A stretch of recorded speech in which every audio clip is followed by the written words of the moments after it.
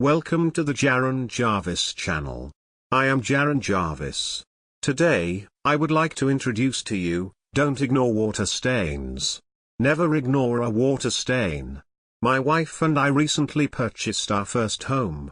We were so excited to not have to deal with landlords, roommates, or rising rent anymore.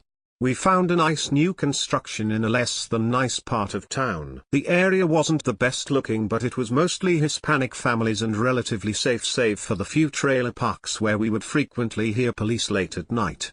In any case, we were happy. It was a brand new home with all new appliances and the smell of fresh paint. The workmanship left a little to be desired, with some of the doors not fitting properly in the frame and a backyard that was mostly dirt and weeds. With these kinds of subdivisions, the goal is just to build as fast and as cheap as possible, so there were bound to be a few small issues. For the first few months we settled in and slowly started accumulating furniture. Having come from some seedy apartment complexes, we basically had to throw everything out due to bedbugs, and this was easily the best sleep we'd had in months. However, there were the occasional parties that our neighbors would throw, and due to the houses being built so close and skimping on insulation, there were spots throughout the house where you could hear the music through the vents. After a few months, monsoon season came and we experienced the first rainfall in our new home. There were some issues with sloping in the yard where water would pool, and my to-do list as a new homeowner quickly started to grow. When the rains finally settled and I surveyed the damage, I noticed some water stains on the ceiling in the garage. I thought it was odd, seeing as it was a new home and roof and we had had a home inspection that showed the shingling was properly installed. I figured this was beyond my little handyman experience, and we quickly put in a call to a roof repair company. Due to the recent rains, though, they were expectedly in high demand and the soonest they could be out was 1 month. The rains had mostly calmed and we figured the damage couldn't be too bad in that short amount of time. We went on with our daily routines and waited for the roof repair. Each day that I left for work, I would look up at the water stain and try to keep track of whether it had grown since the last drizzle. To my dismay, it was growing. I kept reminding myself that it would be repaired soon and tried to ignore it. Sleeping got to be tough during this time because I kept stressing about the stain, and the music from the vents seemed to be nightly now.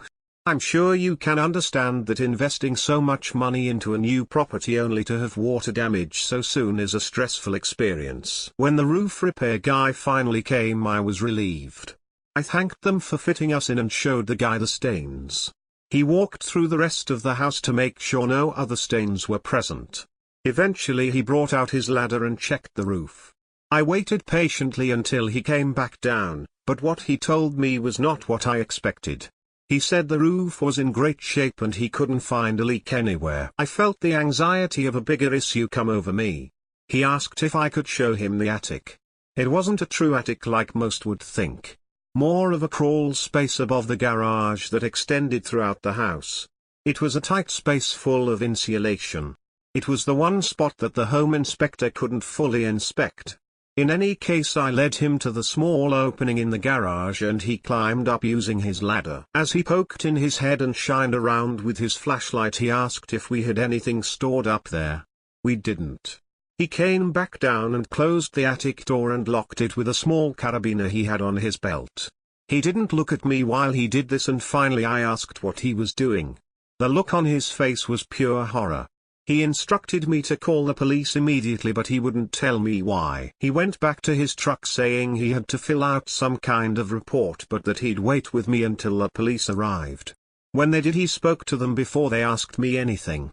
While one officer was led to the attic by the repair guy, the other officer talked to me near the front of the house away from the garage.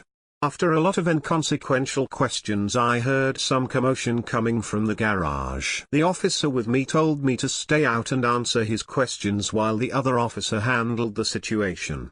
That's when I saw what all of the commotion was about. The officer led a man I had never seen before with a matted head of hair and severely tattered clothing out of my garage into his police car. The officers then explained to me that this man was a wanted felon that had been living in my attic for the past few months. He would sneak out while my wife and I were at work and take only small bits of food and water, then retreat back to the attic. He apparently had a small crank radio that he played when he thought we were either gone or asleep. The water stain? Well, that wasn't water, if you get what I mean.